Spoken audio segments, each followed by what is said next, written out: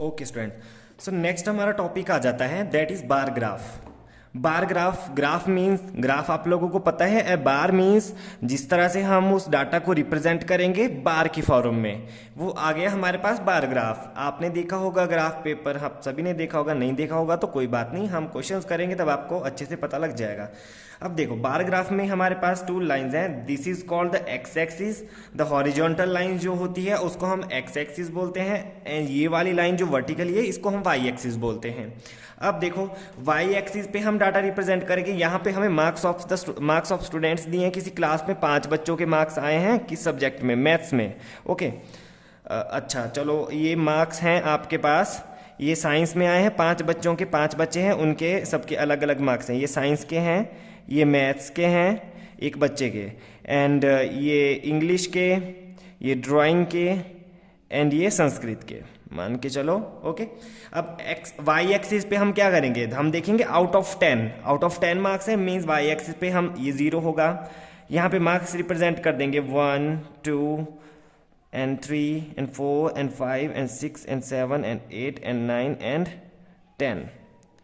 Clear, ये हमने marks represent कर लिए। और यहाँ पे हम सब्जेक्ट मेंशन कर लेंगे, सबसे पहले साइंस के, फिर मैथ्स के, एंड इंग्लिश का, and drawing, and Sanskrit, last में संस्कृत का।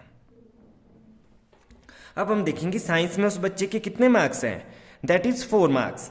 तो हम साइंस के मार्क्स को कहाँ तक ले जाएंगे, 4 यहाँ पे है, मीन साइंस के 4 मार्क्स, एंड मैथ्स के 6 मार्क्स हैं, 6 कहाँ पे है, यहाँ पे, तो मैथ्स के हैं तो हम 6 की बार ग्राफ यहाँ तक शो करेंगे।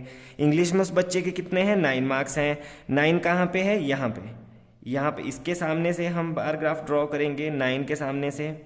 एंड ड्राइंग में है उसके 7 मार्क्स, 7 कहाँ है, यहाँ पे, तो मीन 7। एंड संस्कृत के लास्ट में उसके 3 मार्क्स हैं, तो ये संस्कृत वाली लाइन यहाँ पे, एंड यहाँ से हम बार ग्राफ ड्रॉ कर देंगे। ओके अब ये मान लो आप हैं आपके फर्स्ट सेमेस्टर के, ये है फर्स्ट सेमेस्टर के, उसके मार्क्स।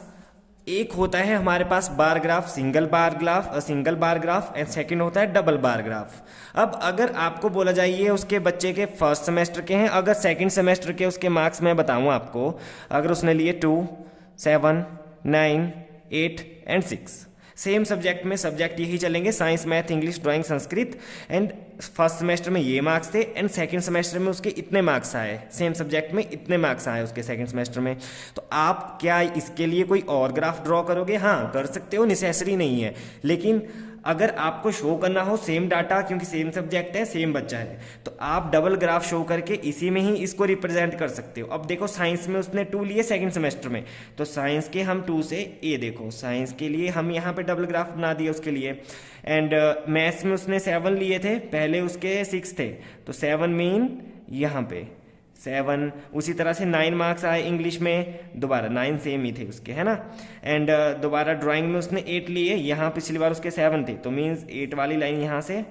एंड संस्कृत में उसके 6 थे, पहले उसके 3 थे, अब सेकेंड सेमेस्टर में 6 के लिए, यहाँ तक के लिए। क्लियर, तो ये हो गया हमारा बार ग्राफ। बाकी अच्छे से डिटेल आपको क्वेश्चंस करती बार अच्छे से समझ आ जाएगा। And if you have still any doubt then please ask me in the online class. Thank you.